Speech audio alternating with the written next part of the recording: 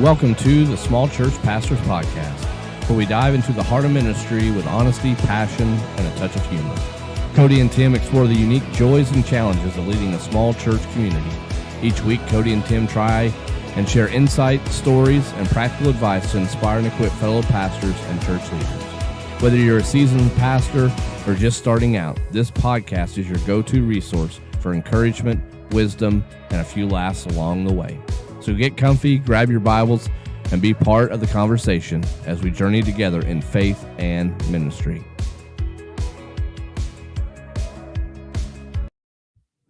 Hey, everyone, and welcome to the Small Church Pastors Podcast. I am Pastor Cody. And Pastor Tim here. Tim and I do this podcast to help encourage and equip pastors and leaders who are faithfully serving in small churches, but also for those who are just wanting to grow in their faith and in God's Word. And we believe small churches matter, and your calling matters, and God is doing more than we can see. And as you are getting situated in here this morning, Tim, how are you? I'm doing good. It's been a while since we've gotten together, but that's because it's been busy and things pop up and is it cold there? It's like 40. It's probably 55 degrees, overcast, and it's supposed to be rainy and a wind advisory today. I just see the stocking cap, so I wondered if it was like snowing like the other day. No, it's not snowing. It's overcast and windy, and so I keep my ears warm. Yeah. It's about 70, 75, 80 degrees here, and the wind's blowing. So it'd be nice to have warm weather. I got to go to track meet, junior high track meet, where event happens and then you wait. Event happens and you wait. So you ought to try scoring. For a junior high track meet where you sit in a press box all day. Yep, it's great. Let me tell you. I'd rather be, especially Pacific Northwest, it could be 49 degrees and windy and overcast and rainy, or it could be 75 degrees and super nice. So the last one we went to was last week over in White Salmon, Washington, and it was blustery, so you had to have 2 layers of clothes on, and it's cold. But the sun peeked out every once in a while, so you're chasing the sun. And there's a baseball game and a softball game going on at the same time. So I'd go watch the baseball game a little bit, and then there's an event, and then go back and watch the softball game. There's an event. So, but today's supposed to be in Maupin, Oregon. If people watching this, look at the Maupin, Oregon track. It's a beautiful place, but not if it's 49 degrees and windy. Yeah, our junior high, we always host the first track meet, and I don't think it's either windy and rainy and cold, or it's windy and super warm. You just the only thing you can count on is the wind blowing. Yeah, you're in Kansas, so what's to stop it? Yeah. Oh, we got trees, man. Yeah. But anyway, Tim mentioned that it's been a while since we've gotten on here, and I noticed that this week, and so I told Tim, I was like, hey, we need to get on because, it's been over a month since we've done a podcast, and I thought, hey, we probably should get on and explain why. Yeah. Doesn't feel like it. I know. I was shocked when I went and looked. I'm like, I wonder how long it's been since we've done a podcast. Holy moly, it's been a month ago. So, but and this kind of actually fits into what we kind of want our podcast to be, because if you are a small church pastor and you're watching this, you know what happens as a small church pastor. You get busy.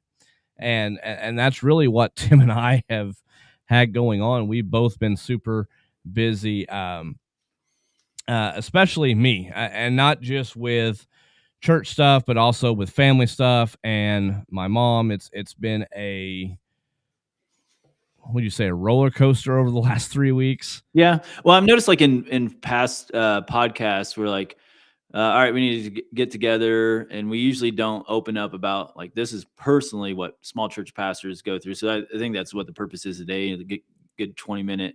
We had the timer at 4 minutes and 39 seconds, but just say, hey, this is just one of those. We're getting on. We're still alive, and this is what just like it's not normal days. I don't know why Wednesday. I think Wednesday's hump day, so everything gets crazy. And that's when we decide to get on here and record this. And it's like, hey, checking in. Can you get can you get here today and do a podcast? Because we have it on the calendar, but it's like, well, actually, no, I have this. And then something came up here and I have this responsibility that bled over into the time that we have set off for this. And so it's been like that where you text me and I'm like, gosh, I'm kind of caught up in something right now, conversation. So this is more important than that. Yeah. Unless you're waiting for this thing, then. Right. Well, and then there's days where it works for you and I'm caught up in stuff, like I know it wasn't Wednesday last week, but last Tuesday last week, I had to drop everything and drive almost all the way to Tulsa for my mom, only to get 97 miles away and turn around and come back home.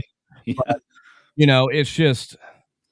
Yeah. Well, and for small church pastors, we're in that, like, I'm trying to think back when I was in high school. Like, I even thought the 22-year-old pastor that was there, did youth ministry and senior pastor stuff. I was like, man, he's old. Like, I'm 16. Like, this 23-year-old, he's old. And it's weird to look now, like we're in the position where our parents are going from this life to the next or in stage. And we're like, oh, when did I turn 41 years old? Like, well, it's, it doing ministry. So that hit me the other day while I was driving. A song came on the radio, and this song, I don't know why it has, maybe just with everything, but it's Alan Jackson's Remember When song. But he has there's a line in there that just, it gets me, but it says, remember when 30 seemed so old? Now looking back, it's just a stepping stone to where we are, where we've been. So we do it all again. Remember when? And I think about that. I can remember when we were in college. I'm like, man, when I'm 30, I'm going to be so old. And now here I am 43 and I'm like, I wish I was 30. Yeah. I don't know. I've never had I wish I was 30. What's interesting in small town ministry and small churches is I'm kind of unique because I started here when I was 23 and I'm still here. So I did 3 years of youth ministry. Senior pastor, went to the mission field in Uganda, which is a weird way to say it because all places are mission fields. And they're like, hey, we have this 26-year-old that we have here, and I'll spare the story of how that all came about, and then done ministry in this small town for 16 years. It'll be 15 and a half. It'll be 16 years senior pastor. No, 17 years. Yeah. So 20 years total in the same spot, and ups and downs and this and that and all those things. And so in a small church, when you've got that, when you're nearing 2 decades in a small church, for some reason, you kind of become the town pastor. Right. And then people like, hey, you've been here a while, you've gained some trust. Have you thought about doing this? Have you thought about doing that? And so that's one of my things. I'm the chairman of the school board. And so that comes with some responsibility. I was on the phone this morning with that. And I actually had to have a text I got to follow up on with this. And then emails to for legal stuff and signing documents. And then right in the middle of that, this got a text from someone saying, hey, I'm having some trouble at home. What's a good time to meet with you? And I was like, well, we can meet at 12:30. And thankfully that, I don't mean like thankfully it's out of the way, but it was a really simple conversation. And then hopped on here and even had a conversation about marital problems with the person in the congregation this morning. They called me at 8 something, but I was on the phone with someone else. And so it seems like in ministry in a small town, once you've been there a while, people are like, hey, I'll just go ask. I heard through the grapevine that they helped them with that problem and that problem. And I actually thrive on it. I thrive in chaos for some reason. And maybe that's just the way my brain's wired or God made me. Right. What's more difficult is kind of the peaceful times of like, it's peaceful. This isn't normal. Well, I don't mean normal as in a bad way. It's just it seems like within small churches, there's not a particular rhythm unless you make it. That's one of the things I did in during my sabbatical is came up with a rhythm of 9 to 12, just trying my best to block it off. Yeah. And that's study time, that's reflection time, it's devotional time, it's figuring out.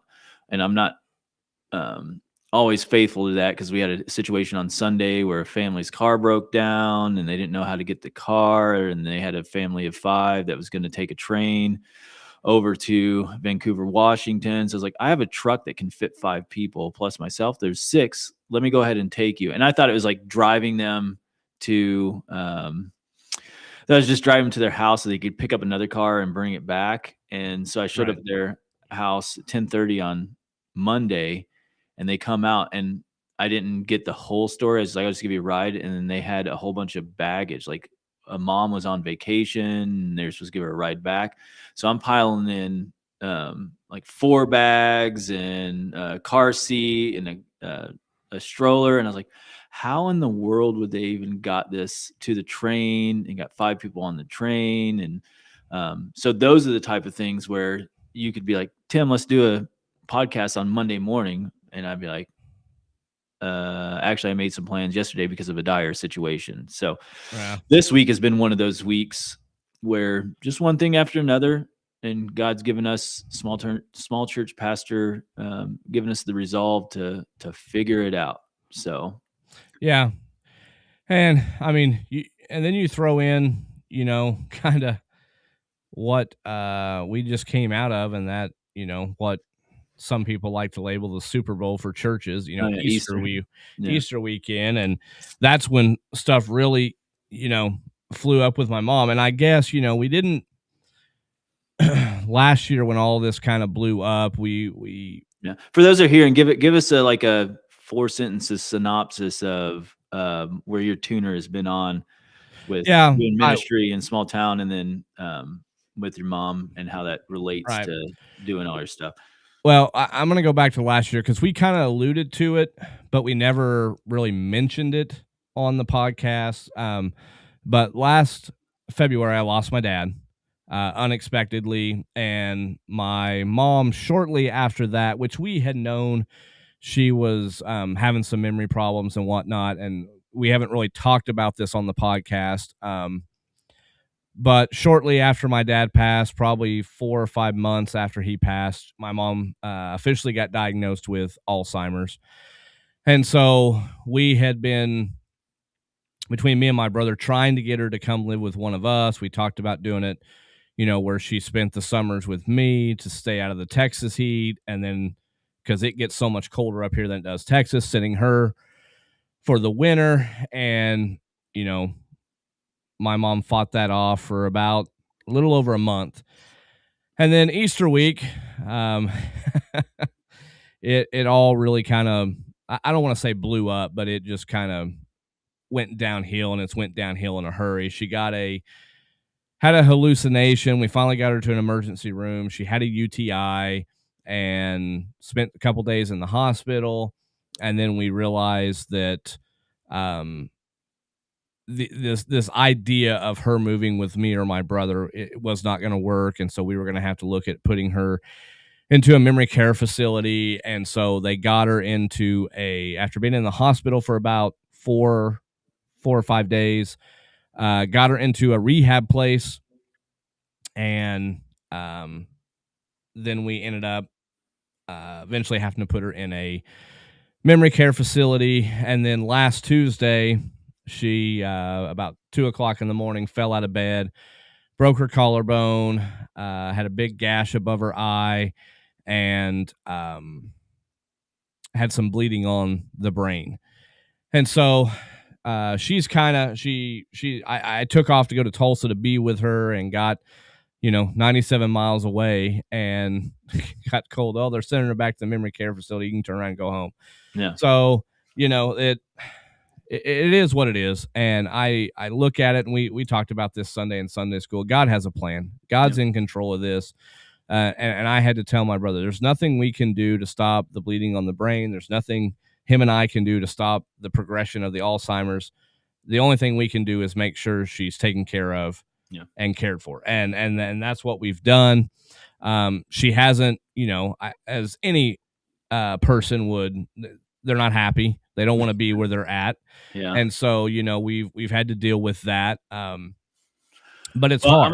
I'm also thinking in terms of like a small church pastor is your dedication to the church doesn't just stop because and no one's life does. Well, right. I mean, that's one of the things I want to be careful about. It's like, oh, we're in a small church. I mean, what do you just guys? I've heard that joke over and over. Like, right. You just preach on Sunday. You just work on Sundays. And it's like, well, no. Well, you go look at Easter week when she went. That the Tuesday she went for the UTI was Easter week. Did I want to be with her? Yeah. But I was preaching a Monday, Thursday service on Thursday night. I was preaching a community Good Friday service on Friday night. Nothing on Saturday, but then I had Easter sermon on Sunday. Now, yeah. And didn't you have a counseling session on Monday too or something? I had one on something like that. Yeah. Now, my church is really good of, hey, your family's more important than anything here. Yeah. But if you want to say ministerial side is I'm committed to these events. Yeah. Which in the big picture, it's probably a good thing that my brother and I didn't go. Yeah. Because she had issues there and it probably just would have made it worse. But it's hard. It's hard as a pastor, especially in a small church, when family events like that happen.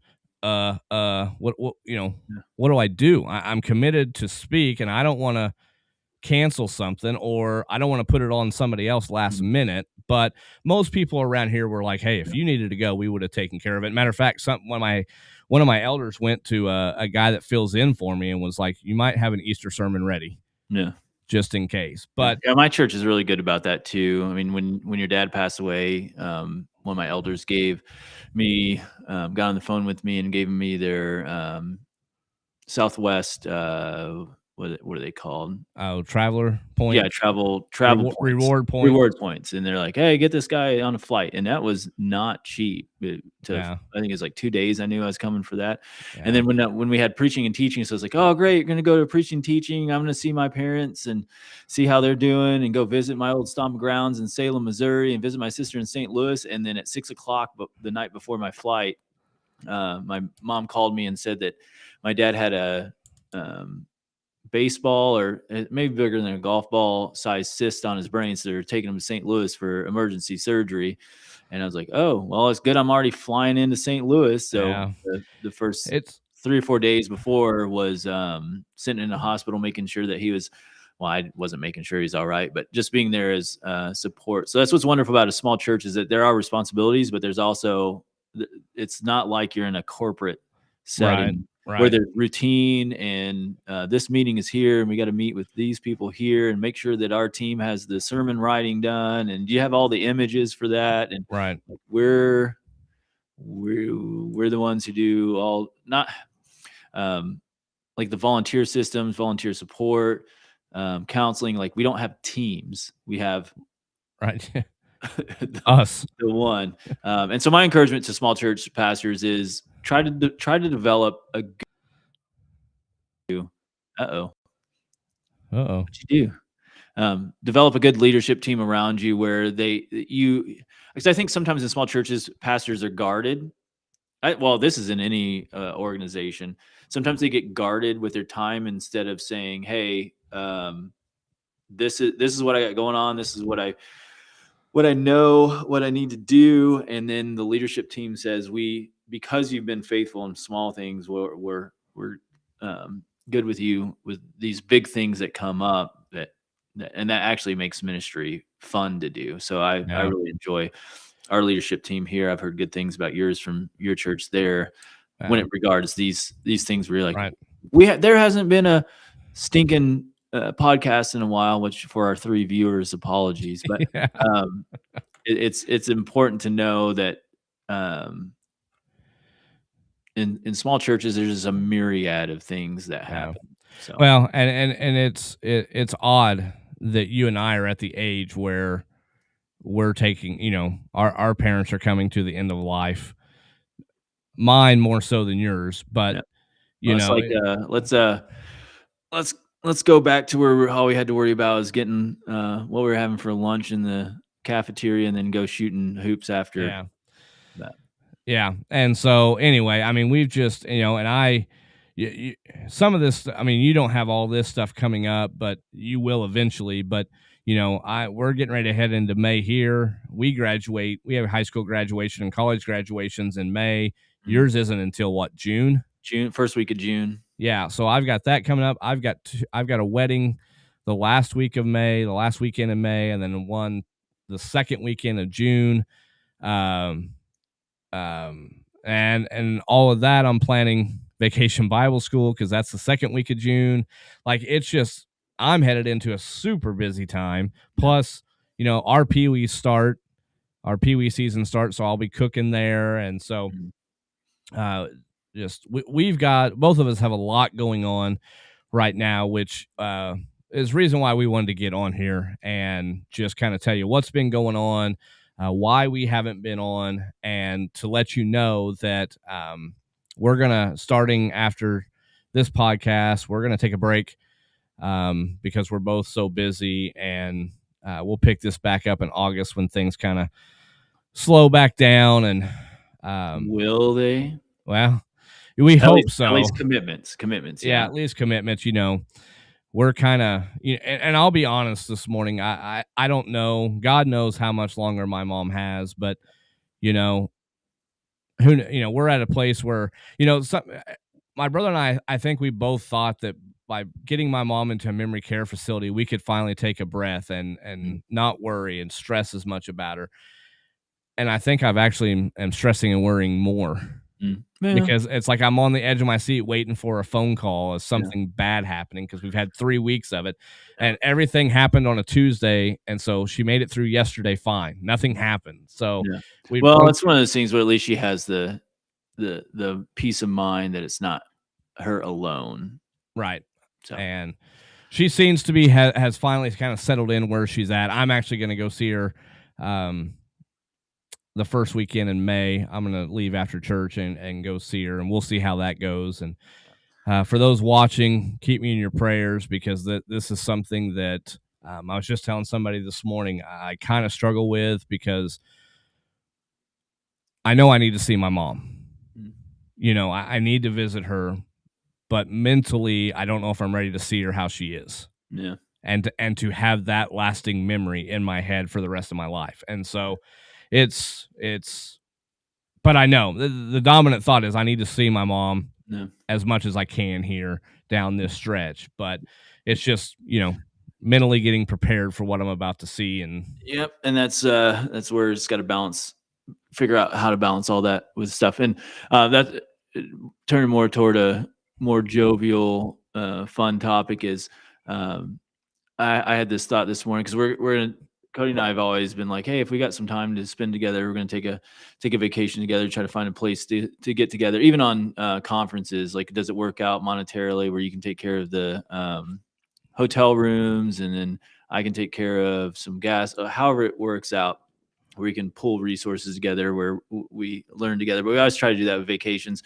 And so with trying to do this and finding some balance of refresh and doing something for ourselves, the thought pattern coming in my mind is like, how do pastors plan getaways or vacations for themselves? And there's a particular answer I'll give you, but I just thought I'd pick your brain, not about like the particulars of where you go and what you do, but how you look at a schedule and you go, how am I going to fit something in? I'm curious if I would say, how do pastors plan vacations when it comes to time? What do you do? Oh, I look at what all the commitments I have and like, oh, there's a hole right there. Well, I'm thinking, yeah, exactly. So when I was looking at our vacation plans coming up in May, I was like, oh, I'll go do something with Cody. And what day do we pick to travel out? Sunday.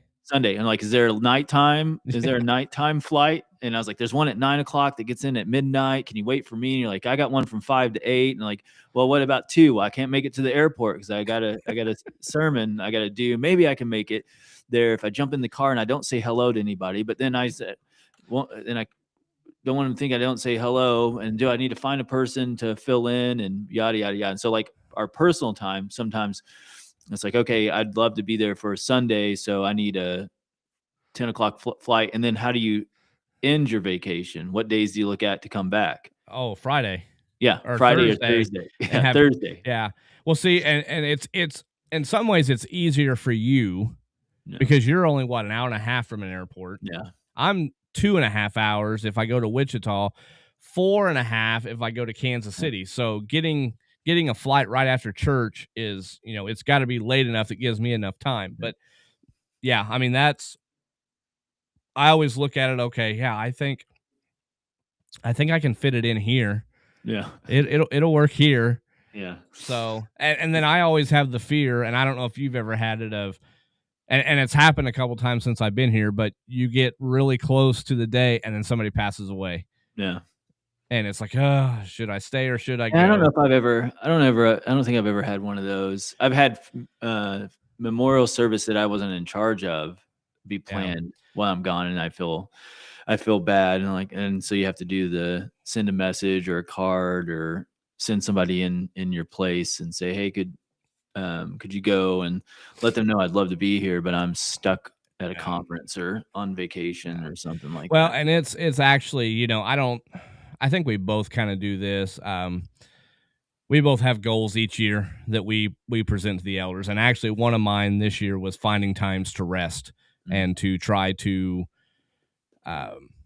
just clear my head with everything going on with my mom. So anyway, so we're going to try to do that here. Find a warm place with a pool. Yep. And some good eats. And a Coke Zero. Yeah. So anyway, we're going to pick this back up in August. We hope everybody has a great summer. Do you have any closing thoughts, Tim? No, just pray for us. That's one of the biggest things for the three of you that tune in. Just pray for us. We love doing what we do. Well, I can't speak for you. I love doing what I love doing it. And and so my encouragement is there's thousands of us out there like this that work in small churches that we don't make the headlines. We don't have huge podcasts. We don't get viral clips on TikTok or YouTube. And we're not getting monetary money off the ads or anything from this. No money. It's just 30 minutes, sit down and talk and do some Bible study.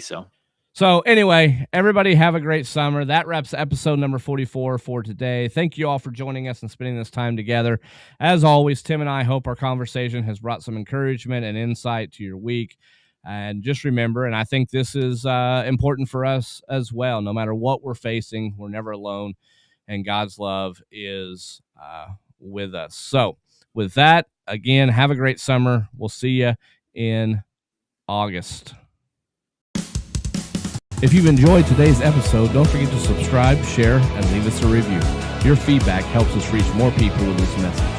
If you have any questions or small church topics for Cody and Tim that you'd like them to discuss on future episodes, send them a message.